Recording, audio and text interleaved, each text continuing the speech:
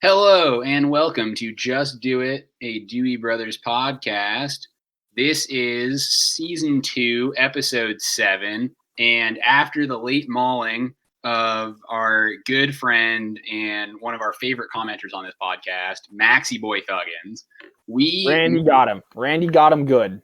It was ugly. So And we now, decided to do a makeup by getting not one, not three, but 2 guests on our podcast. That's right. This is a wild, packed pod. So I think our guests need to introduce themselves. What's up, guys? Coming at you live from Northfield, Minnesota. This is Neil. I'm 6 feet tall, and my hair is a bronzish red. Wow, just marvelous. It's your boy Neil. Sure is. Minnesota, how far away from just outside Chicago is that? 5.5 hours. 6.5. Oh, you were close. Oh, 6.5, he says. But Rose, the other guest on this podcast, has stuff to say. Now, isn't that right, Rose? It's true. I think Neil is driving slowly. I'm Rose. I'm coming from Highwood, Illinois. I'm not 6 feet tall. I like long walks on the beach and dismantling the patriarchy. Ooh, that'll be good with our viewers. They don't like the patriarchy. Absolutely not. Hey, Eric, speaking of the patriarchy, or in this case, the pavementarchy, I can tell just by looking at you that you got some splaining to do because your face, man, what the heck happened last week? Well, let's just say between listening to my probably slurred speech, you know that I have a face for podcasting this week because, yes, it's true. Your boy passed out and proceeded to face plant into the patio. Eric, I got to stop you right there. Yeah? Don't tell them the truth. Make up something. Oh, you're right. All right. I was mauled by Randy. Randy's in Vermont now? Jesus. Dude, he gets fat. He gets around. This Randy guy, I think he's got a thing for podcasters. That must be it. He must be going after all the best podcasters. So everybody on this show, how are you going to prevent Randy when he inevitably makes his way to the Midwest next week? How are you going to keep him at bay? By the way, Randy is the bear, if you forgot. It's the bear that mauled one of our correspondents already. Well, I'm very blessed. There are just a whole bunch of really rabid birds in my area, so I think I'll set the birds on him. That's fair. That's good. The old Disney princess trick. Yeah. I know that Eric knows this. I don't know if everyone else knows this, but I carry a 12-gauge shotgun on me at all times. I mean, that might work for certain bears, but this is Randy we're talking about, boy. I'd like to see Randy try. Good old 12-gauge. Do you at least have a name for your 12-gauge? I didn't, but I'll think of one and get back to you on it. All right. That's fair. Although every good gauge has a name. But I think the main takeaway is watch out for your cardboard boxes because they get really hot, and I think that's what attracts the Randy. All right. It's everybody's favorite time. It's where we hop on our big motorized standing vehicles and segue onto the next area. Well, I'm going to take the ferry over to our main topic this week. Okay, Eric, you got it. It's a primo one this week, dude. All right. I'll start off the questions, make sure our guests also get a question or two out there, but I'm gonna have to ask, is this topic more of a Parcheesi or Battleship kind of board game player? So it depends. I think that the I would say the Eben people that live there definitely are probably more into Parcheesi. Like I think they would prefer Parcheesi, but I also think that there has been a lot of battleships in the area, which may make them actually just better at Battleship, despite the fact that they prefer to play Parcheesi. All right, that makes sense. Anyone else have a very specific and totally helpful question? Yeah, I was wondering how this topic feels about the 1981 Paquisha incident, which, as I'm sure everyone knows, is part of the ongoing land dispute between Ecuador and Peru. Of course. So, as everyone knows, and it needs no further explanation, this main topic probably feels pretty strongly that since they have so much, like this area, that the area that our main topic is located in has so much coastline, I think they feel pretty strongly that it's pretty unfair of who is it between Peru and Ecuador, you fool. But Ecuador took all the coastline, right? Does Peru have any coastline? You uneducated piece of swine. I think they would be pretty into tropical coastline, Eric, because I'm trying to tell you. Okay. Yeah. Neil, you got any questions for the man? Yeah, I was wondering if you thought that it was a good idea on Pepsi's part to sell the Navy ships they acquired in their 1980s deal with Russia. Okay, so since this place is in Sarawak, and they have, I presume, some Navy, they would be very strongly in favor. They'd be very much against Pepsi selling those boats. I think that even a small standing Navy is critical in this part of the world, for sure. Right. Especially because it would appear they have been, let's see here, established under the Brunei Empire, and Japanese occupation, and then a British Crown colony. They gained self-governance in 1963. This is of course the state of Sarawak. So you're saying a lot of like things that this is obviously a place in the world. Yeah. So I guess I'm gonna have to ask it. Where does its GDP place on the koala, black bear, polar bear, grizzly bear spectrum? Yeah. So Karapa, our main topic this week, which I know you were about to guess. You basically got there. I was very close. Is an Eben longhouse in Batang, Sarawak, Malaysia. And since it's only a longhouse, I assume its GDP is probably at least 2 black bears. That's pretty good. Which is pretty good. I mean, it is in the jungle. They recently had a photoelectric solar panel farm with batteries, so that's pretty good. So you can call them on a sat phone if you need to. I don't think there's any roads. There's no roads, but it's a longhouse, so it's nice and long. It's strong and long. Well, Lesu and Lunig are both 1.6 miles to the southwest. So if you want to bushwhack for a little while, you're good to go. I mean, sounds good to me. Hold up, though. Sarawak which is the state in Malaysia that this longhouse is in, has a really cool flag. It's like a diagonal stripe that's been, it's like yellow, then red, then black, then yellow again, right? With the main diagonal stripe being black and red with a yellow sun in the middle. It's actually pretty baller. I was trying to work in their coat of arms, which is like some weird, it's a bird of paradise. As opposed to like the, all the boring Phoenix coat of arms that you'd find in Europe. The Sarawak coat of arms is a bird of paradise with like a crazy weird bill thing going on. So anyway, that's our main topic. The longhouse in Sarawak, Malaysia.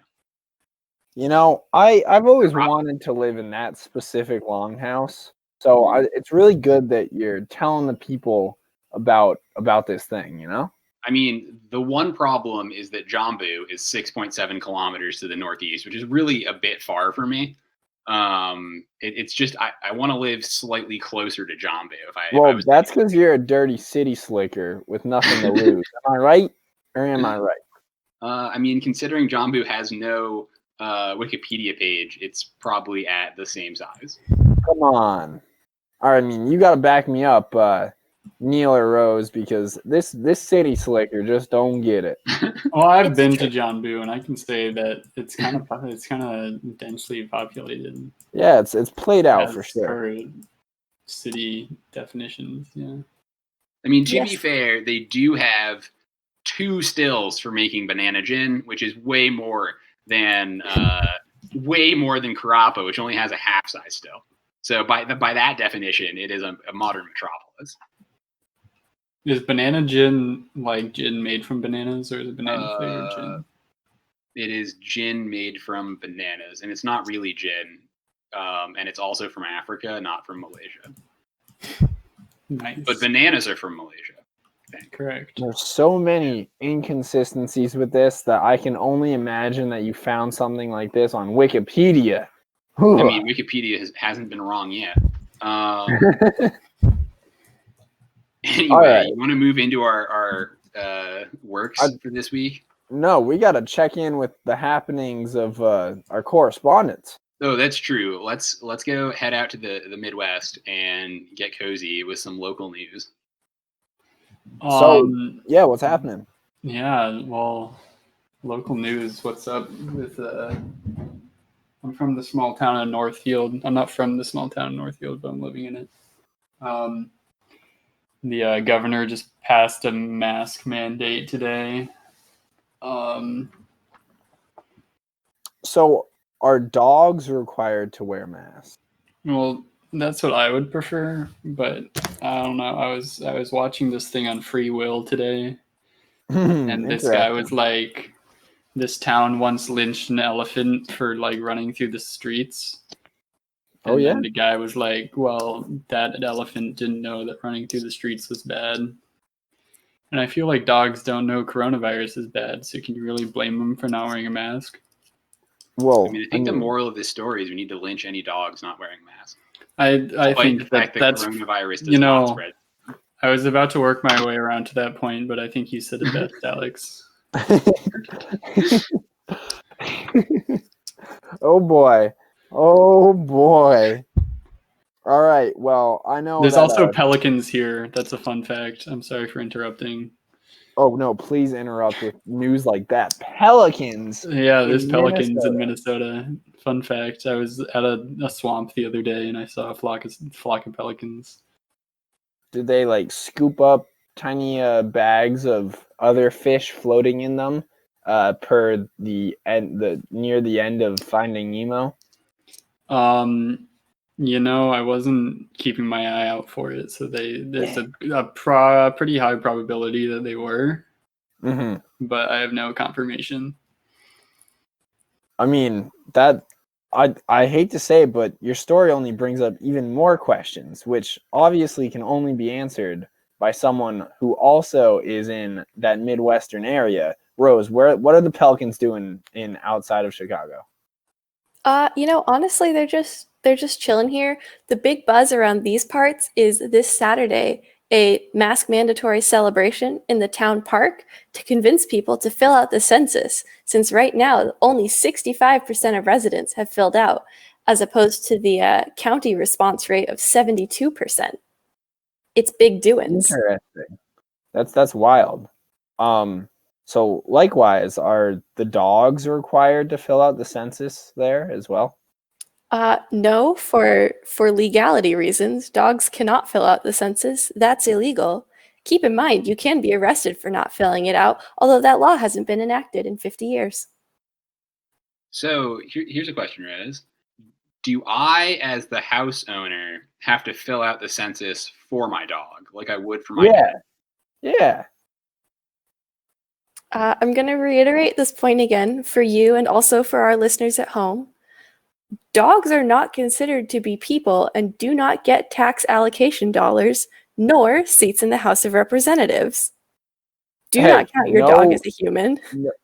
Well, I don't know. If we're able to lynch them for not wearing masks, they should be allowed to be counted. I think no lynching without representation.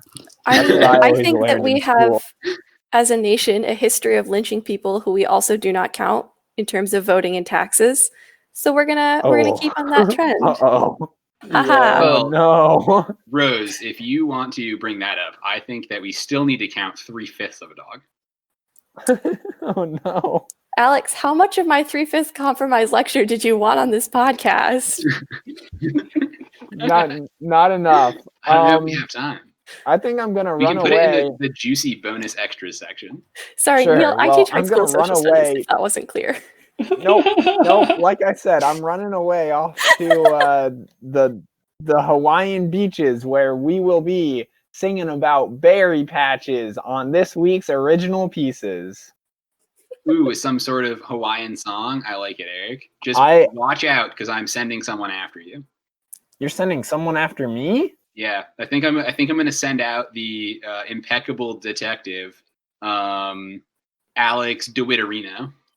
Uh-oh. Not Alex DeWitterino, but yeah, he's heading out to Oahu right now. Okay, I mean, I did hear that we have Some to say tag he's the team biggest this bad kahuna. boy. Right, we're gonna tag team this song. I mean, we can if we want to. I think the fans have been very receptive to this. Are we gonna try better to rhyme? Nope. Well, this is the beats right here. Berry picking. Berry Out picking in the sun. Under the sun. I'm sitting here under the coconut tree. Just me and my berries. I have so much fun in Oahu. Oh, woohoo, yeah.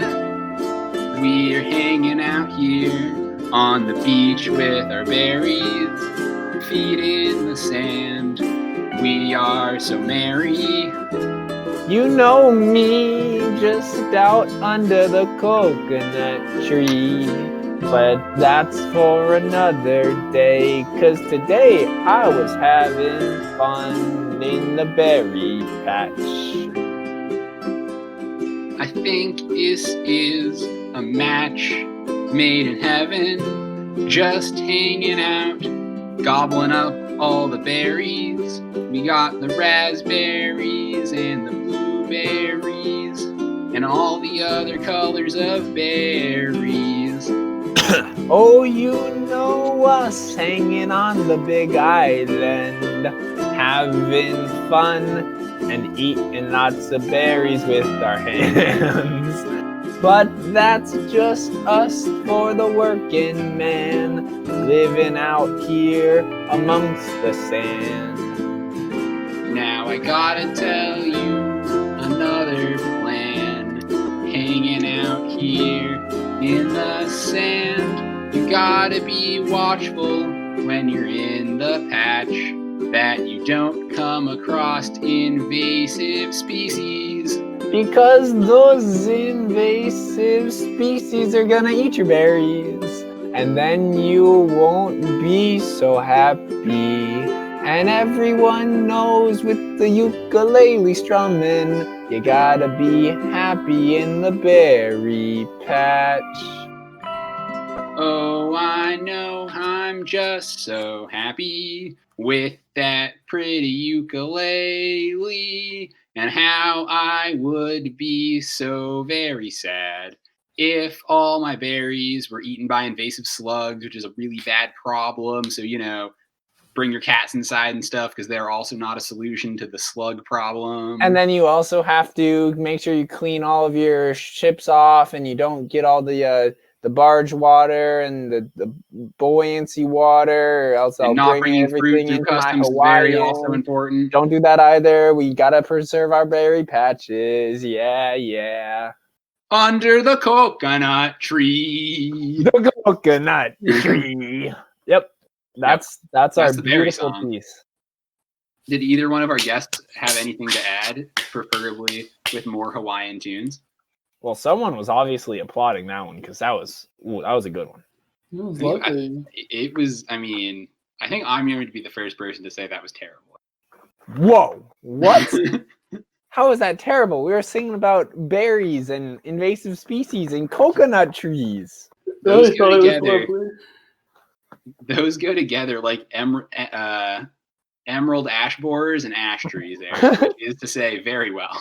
Obviously, they both have ash in the name. Yeah. All right, Rose. I heard that you might have been strumming up an original piece. So I actually spent like 40 minutes looking for a ukulele. We don't have one, but I did write a song about strawberries. Strawberries aren't really berries because they have 2 ovaries. This doesn't mean we don't like them, just that we're questioning botany. Some say bananas are berries, and eggplants and kiwis and squash.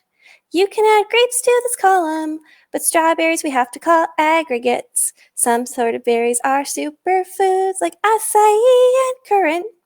You can have them if you want, but me, I'll stick with stroops and bloobs. So here's what we know about berries. They're definitely a fruit.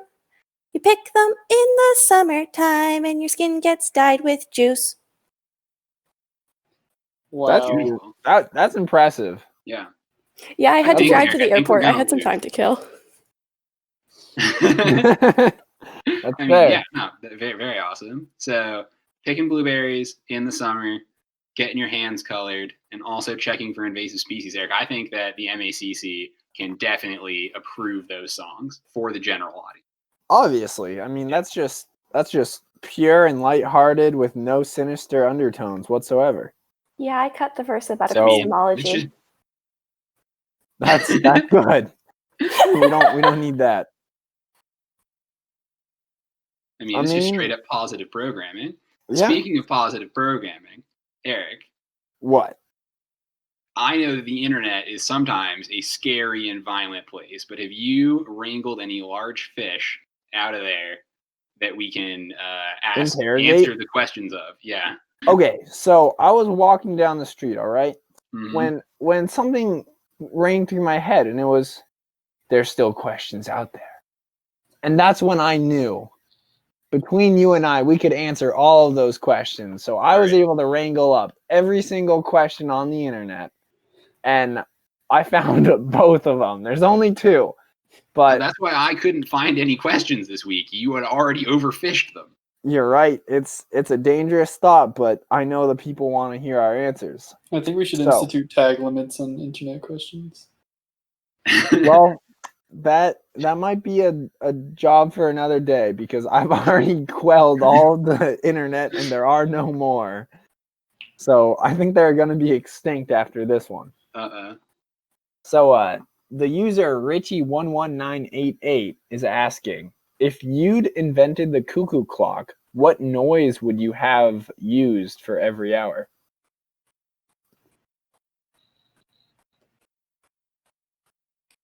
What noise would I use every hour for the cuckoo clock instead of cuckoo? Yeah. Well, you know me, Eric. I'm a pretty pretty big fan of the trains. So instead of cuckoo clocks, I would have choo-choo clock. That's every hour on the hour. Choo-choo. And the little model train goes around the top of the clock and goes back in again. I like it. See, I was thinking something more abrasive and painful. So I'm thinking nails on a chalkboard. Oh, God, why? Is this a torture device? What would you call it, though? I would call it the clock. I was thinking more the route of, I'm a big fan of fecal matter. I don't know if you guys know. And okay. Every hour desecrate, and then it could be called the poo-poo clock. That's pretty good. So it just makes like a nice fart sound, or no, you fill it every day. And it just does. Or it's linked to your sewage system or something. I don't know. So you have to make deposits in this clock. Well, maybe you can link some plumbing.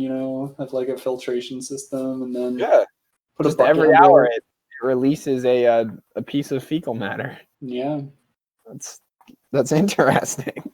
I like it, but here's the follow-up question, Neil, which is, how do I know what hour it is. Is the 7th hour like considerably more runny than the first hour? No, it's you check the inch of the size. You check the size. Yeah, so midnight and noon, it's a foot longer. It's a big old loaf. That's a big one. That's good to hear. Does it drop out of the clock like into a toilet below, or just that's probably a good idea. Then you can do like a recycler, you know. Yep, that makes sense. I like the poo-poo. I think that's the best idea we've had yet. I can get behind a poo-poo clock for sure. Rose, do you have any cuckoo alternatives? I was just gonna have it do a different animal noise for every hour. Oh my god. Oh, the old McDonald approach. You could call it that, I mean, we can integrate the old McDonald clock with the poo-poo clock and just have a different animal feces every single hour. Yes. So then that way you can study what's the study of feces? Feexology, because I know you're tracking, right? Like you could be like, it's actually literally scatology. Scatology, right? Yeah. You could practice your scat. Yep. With the beats, and then you could go and be like, "Oh, this is a meerkat. Must be 11 o'clock." Wow, that's all I gotta say is wow. You dig through the owl palette, and you're like, "Ah, of course, 1 o'clock. Obviously, I know what time it is." Wow. All right, I'm all for it. So, I think our boy Richie here, he just. I mean, we answered it. I think a mix of Rose and Neil just came up with the perfect cuckoo clock for you. The scatology clock. Yeah. Okay. So, the other question I wrangled up here, he was a little hard to find. He was way down there. But you'd already fished up all the other ones. Oh yeah, of course. He was hiding in the depths. So, Skay Dazzle is asking, photons of the internet, when the light is turned off, where do you go and why the big rush to get there? And obviously we are all the photons in this case. Mm-hmm. So I mean, I know when the light's turned off, so normally the light is a what's the word? It's a metaphor for my home and where I feel safest. So once that's gone, I have to I mean, if I don't have my home, I gotta hide. I don't want to be out in that big scary world. I need that comfort zone.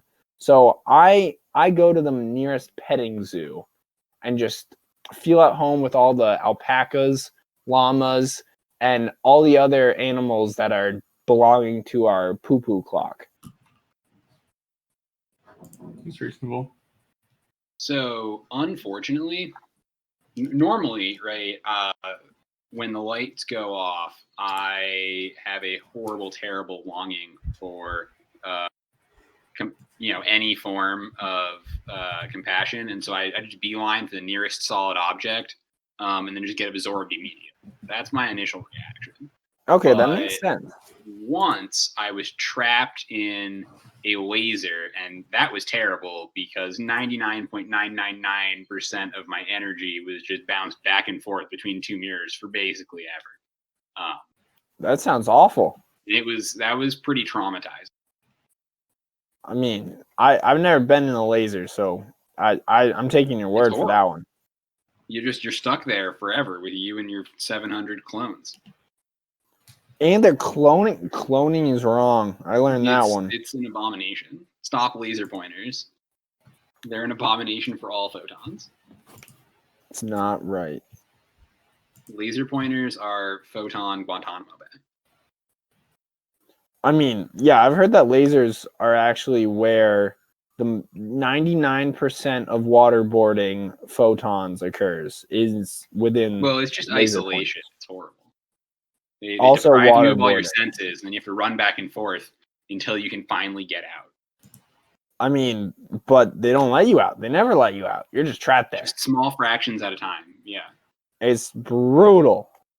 Yeah. So Neil, fellow photon, where do you go when the lights go off? My go-to is straight to the copy of my vinyl copy of Dark Side of the Moon by Pink Floyd. That makes sense. Place to go. Yeah.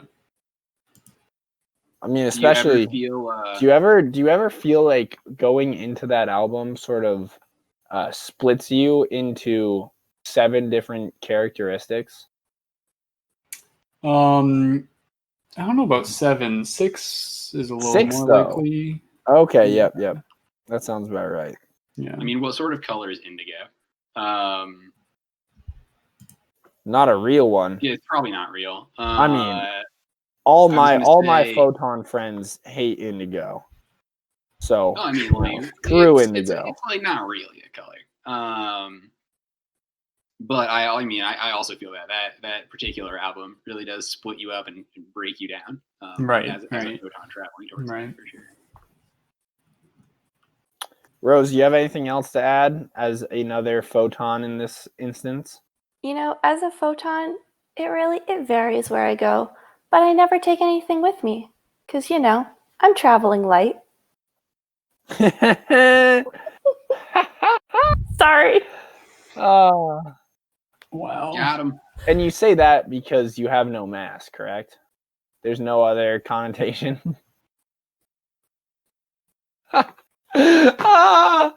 Oh gosh, man. She's full of energy, though.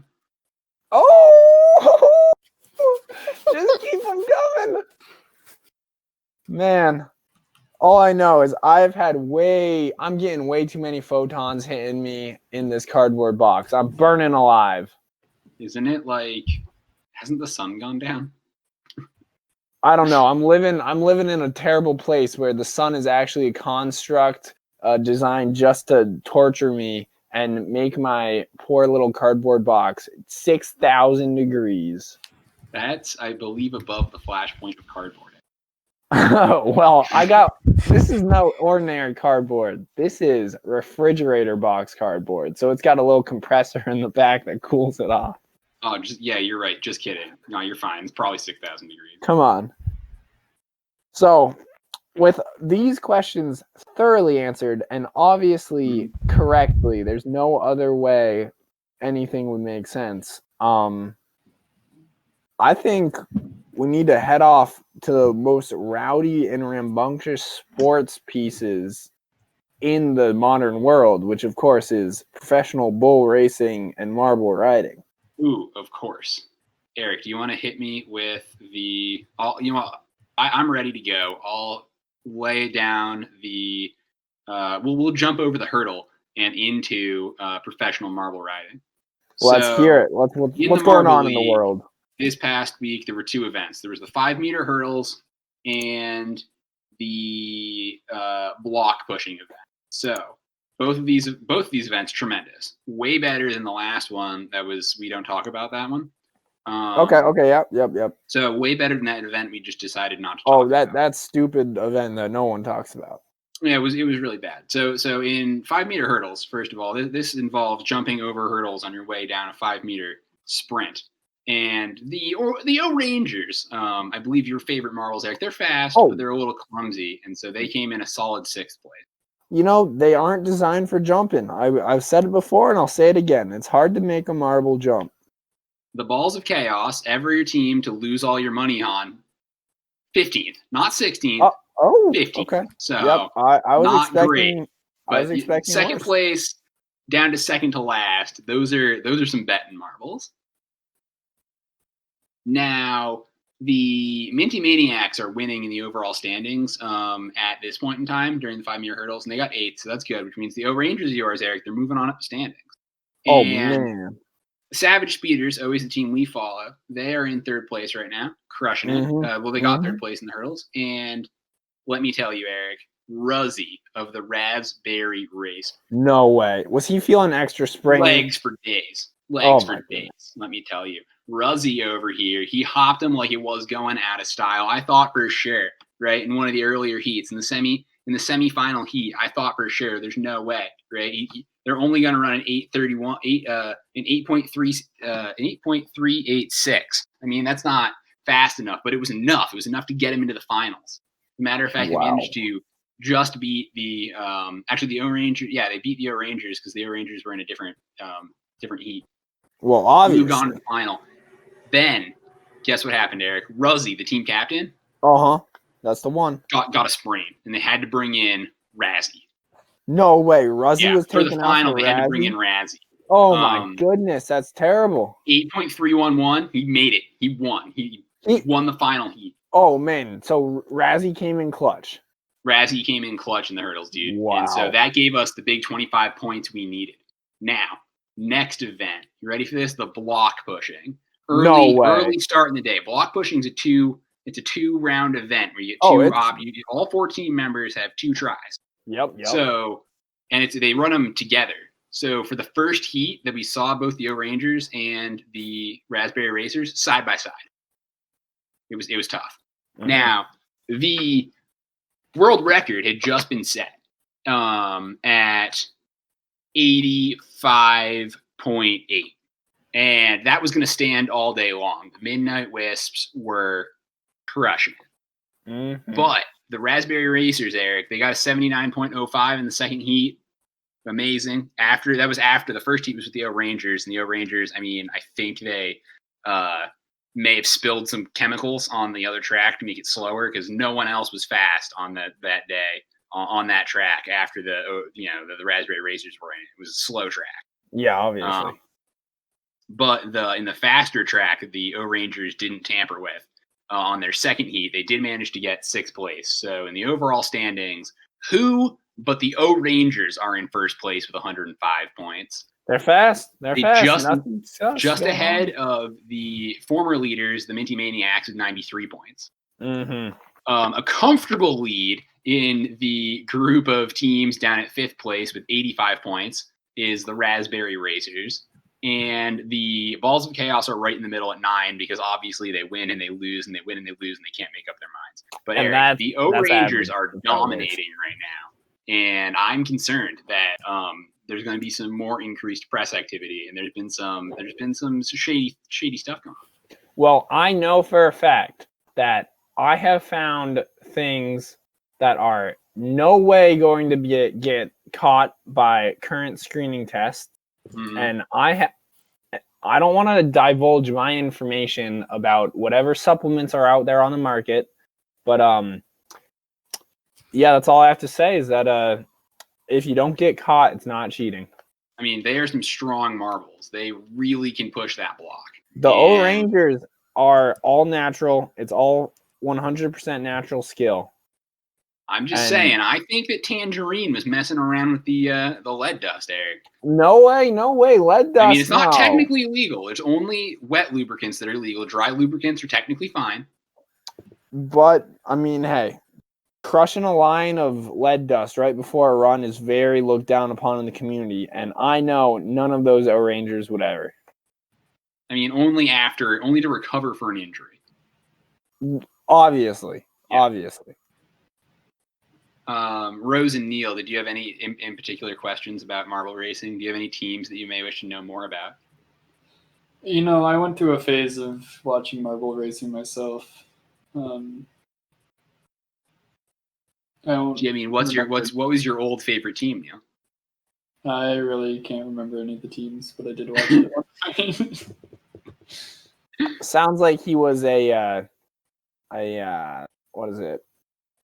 I think he might have been a Savage Speeders kind of guy. The Savage Speeders is pretty baller marbles, let me tell you. They're currently, they're in 7th. They're they're 40-something points off the lead, but with 9 events to go, that's striking distance. Right, yeah. The Hazers are another set of great marbles. The Bumblebees haven't been around for a while. They're newcomers. And Mellow Yellow is everybody's favorite last place marble, and they're still down at the bottom, disappointing nobody. All the best news. Heard it here first. That's right. Eric, Marble riding. Tell me about professional bull racing and that whiskey people and Caterpillar tractors. Okay, well, Caterpillar, they lost a long time ago. They got nothing. But So I'm you're telling me I talking- shouldn't have bet on them this week? That was a bad idea. Yeah, no, they were not even in the race. So no. we got good old Monster Energy Team Challenge up here, and you know that's where all the bulls have been getting feisty and ready to go. So I know you were a fan of Pendleton Whiskey, right? Absolutely. Well, yeah, I think Pendleton Whiskey was your team. They were my team. That is very true. What happened to Pendleton this week, Eric? Not great. They got shut out by the winners, though. So I'm taking second place in this one. So after all this whole event, we got the Monster Energy Team Challenge, and we got our boys in blue, the Team Cooper Tires team, bringing home the trophy. Oh, I knew Cooper Tires were a professional team. That's what happens when you have the MVP, Jose Vitor Lime, on your team. Dude, they got my man Jose? Yeah, Jose is unstoppable. Oh, of course. He's the craziest bull rider you have ever seen, and I know you religiously watch, so obviously you know how good he is. But so yeah, Jose just carried the team. Yeah, he carried the team for sure. He had a perfect season. They won. They won by 1,000 points aggregate. It's just it's impressive. That's impressive. So yeah, I mean, it's really sad to see my boys of Pendleton Whiskey team get shut out like they did, but you know that those Cooper Tires boys, they've been working hard this whole event and they deserved it. And I think they did it for Fallen Bull air support. That's true. Speaking of bulls, how is my man I'm Legit 2 doing? I'm Legit 2. He's hanging in there. He's up to fourth place in the leaderboard, so he's doing well.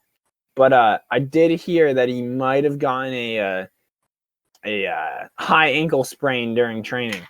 Ooh, that's no good. That is really no good. I mean, he was close to going to the glue factory when they were like, no, he'll recover. So he's fair. I mean, he'll recover. Oh, he'll recover or die trying, right? That's right. Yeah. So it's the standings there have not changed around too much. You got all the good ones like Chiseled and Hocus Pocus and Canadian Mist. But you got Rebel Call. He's coming up from the back. Young Bull coming up from the back. Oh yeah, he's a good one. He's a good one. Gotta keep an eye out for him. Although the dangerous Mr. Sister right outside the top 10. Watch out for that bull. That bull's got a lot of talking and a lot of rampaging left in him. Oh, absolutely. Yeah, and you know, now that I'm Legit 2 is properly injured, we can give him all of the antibiotics that I brought in my bag just in case. So that he can heal faster. Yep. No, nothing suspect in that bag, that's for sure. Well, no, it's just artificial growth hormone and antibiotics. You know, the same stuff that's in normal cows. Sounds good to me. It's legal because he's injured. He's just recovering. Sounds about right. Sure. So that's all the events, all the news, and the only sports that matter. Oh, the only sports that matter. With all our news and all the sports that matter wrapped up, I think we have to, first of all, thank both of our correspondents and then ask them if they have any more messages before we thank our sponsors. Yeah, thank you guys so much for coming on. Any final words? I have 11 fingers and gout. That's some good words right there. Sounds unfortunate. Rose, did we lose Rose to any random bears out there, or is she still with us? Well, I'm still with you. Are the pelicans closing in? No, I'm not afraid of birds. Well, yeah, you already said that you had an army of like savage ones. I'm just saying. I mean, those pelicans. She can control the birds, Eric. It's a superpower. It's true. Yeah. So, did you want to, any last remarks for the public? Don't reopen public schools. Do you have any plugs? Do you have any shameless plugs? Huh? Yeah, don't reopen public schools. Oh, okay, perfect. That's fair. That's fair. And Thank naturally, down with the patriarchy. Well, yeah, always. That's all. Okay, and I think with that, it's time to thank our sponsors. And we have a new sponsor this week coming at you live. It's the patriarchy. Uh-oh. Kidding me? They always do great work. Thank suck. you to the patriarchy for supporting us. Not for women, the patriarchy. I would like to thank berries for being filled with antioxidants and also getting your hands all purpley wurpley. With promising support from Barry. Not that kind of Barry. We're talking about Randy the Bear. He is coming and he's a hungry Barry. Yeah, he will mess you up. Watch out for that. I would like to thank the manufacturer of the poo-poo clock for all of the category knowledge that you didn't know you needed to read the time. As always, we have to thank our wonderful sponsor, Homegrown Hops. Yeah, we're still here. We aren't going anywhere. You can't get rid of us. Homegrown Hops. Before we do our closing, Neil and Rose, do you have any sponsors you would like to thank for this show? 7-Up. Drink 7-Up. Rose? I'm good. I came without sponsors. I'm a correspondent for Just the People. Heck yeah, Bro, down with the patriarchy. All of my everything I said had a secret 7-Up product placement, so if you guys go back and listen, you might. That would make sense. That's the puzzle for this week. That is why he consistently said things about wonderful flavors you can only find at your local gas station. All right, with that all wrapped up, we already thanked Homegrown Hops. They are the most growful and the most powerful, especially at this point in the late summer. So grow hops, grow. With that, thank you for tuning in once again to Just Do It Season 2, Episode 7, the double episode, the extra big episode, the turbo wide, extra large, but still proud of its body episode. Remember, go out there, be active, swim even though it's awkward and you're bad at it. That's the only way to drown less often. Then dry off, come back down to your Little League field, and I know that no one's playing on them, but you can still make them look pretty. Get all those weeds out of there. They don't belong. Spray them with the good pesticide. And with that, I'm Alex. I am Eric. And for the love of God, man, just send it. Okay, good. This is the part where we can edit this whole part out now. We did it. We did beautiful. We're in soundbite territory.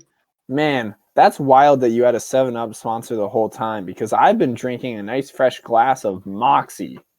Dude, I've been drinking nothing but Shasta. You been drinking chalk? Yeah, he just downs it. That's it's those powdered mixes. His is just chalk. Yeah. Absolutely. You still have that All Rush mixtape, right? You bet. Okay, tight.